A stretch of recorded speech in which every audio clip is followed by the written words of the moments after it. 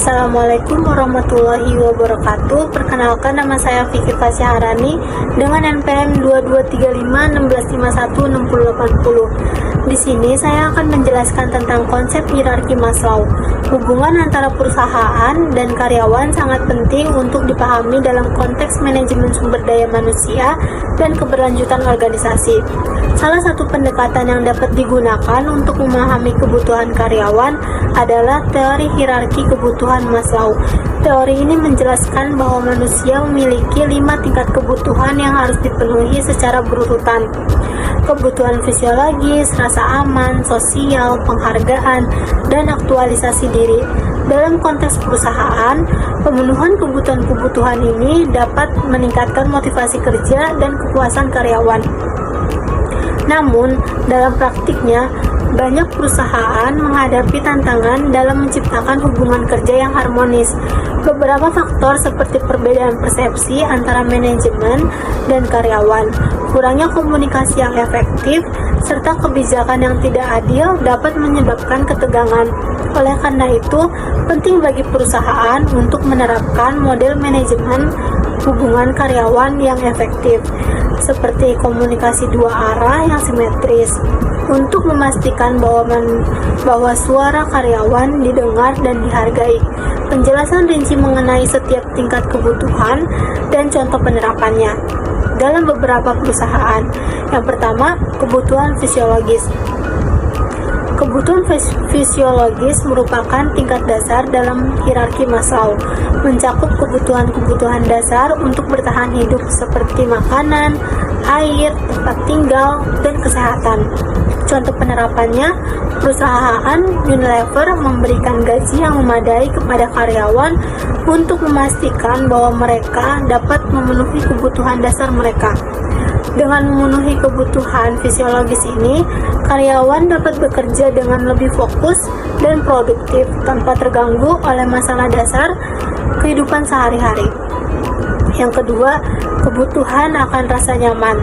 Setelah kebutuhan fisiologis terpenuhi, karyawan akan mencari rasa aman dalam lingkungan kerja mereka. Kebutuhan ini mencakup keamanan finansial, stabilitas pekerjaan, dan perlindungan dari ancaman fisik atau emosional. Contoh penerapannya, Bank Mandiri menyediakan program pensiun untuk memastikan keamanan finansial di masa depan. Selain itu, Bank Mandiri menciptakan lingkungan kerja yang aman dengan menerapkan standar keselamatan kerja yang ketat serta memberikan pelatihan keselamatan bagi karyawan.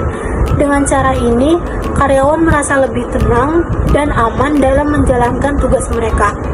Yang ketiga, kebutuhan sosial. Kebutuhan sosial mencakup rasa memiliki dan interaksi dengan orang lain. Setelah merasa aman, karyawan ingin terhubung dengan rekan-rekan mereka dan membangun hubungan sosial yang positif di tempat kerja. Contoh penerapannya, di Google terdapat budaya organisasi yang inklusif dan ramah. Perusahaan ini mendorong karyawan untuk berinteraksi dan bersosialisasi melalui berbagai acara sosial.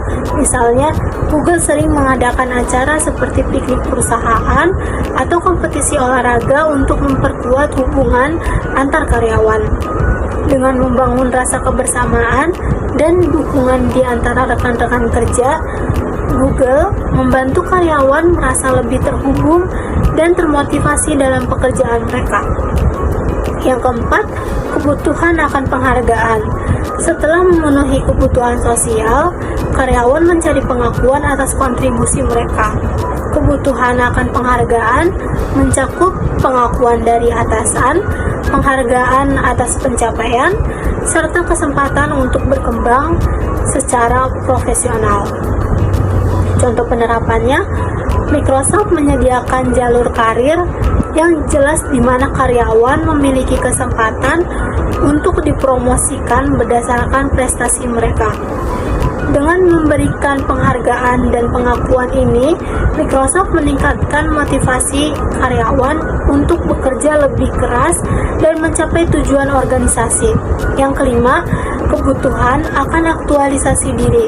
Tingkatan tertinggi dalam hierarki Maslow adalah kebutuhan akan aktualisasi diri, yaitu keinginan untuk mencapai potensi penuh seseorang dan melakukan hal-hal kreatif serta inovatif. Contoh penerapannya, perusahaan IBM menawarkan berbagai program pelatihan dan pembangunan untuk membantu karyawan meningkatkan keterampilan mereka dan mencapai potensi penuh mereka. Perusahaan ini memberikan otonomi dalam pekerjaan sehingga karyawan dapat mengambil inisiatif dalam tugas-tugas mereka sendiri. Dengan cara ini, IBM membantu karyawan merasa diperdayakan dan termotivasi untuk mencapai tujuan pribadi serta profesional mereka.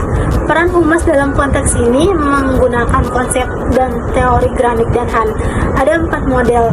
Yang pertama, press agency. Model komunikasi satu arah yang bertujuan untuk menarik perhatian media dan publik dengan informasi persuasif. Fokus utamanya adalah pada promosi dan publisitas, bukan pada umpan balik dari publik. Yang kedua, public information. Model komunikasi satu arah yang fokus pada penyampaian informasi kepada publik tanpa proses timbal balik. Informasi haruslah benar dan relevan, tetapi tidak ada interaksi langsung dengan publik. Yang ketiga, two-way asymmetric communication. Model komunikasi dua arah namun dominan oleh organisasi. Organisasi mengirim pesan-pesan strategis kepada publik meskipun mereka menerima umpan balik. Umpan balik ini biasanya reaktif dan tidak sepenuhnya mempengaruhi isi pesan.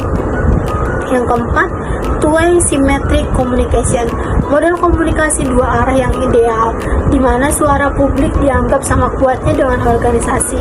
Humas bertindak sebagai boundary spanner yang memastikan efek komunikasi berimbang antara organisasi dan publik. Publik diberi ruang untuk menginisiasi komunikasi, bukan hanya sebagai pemberi umpan balik reaktif. Terima kasih.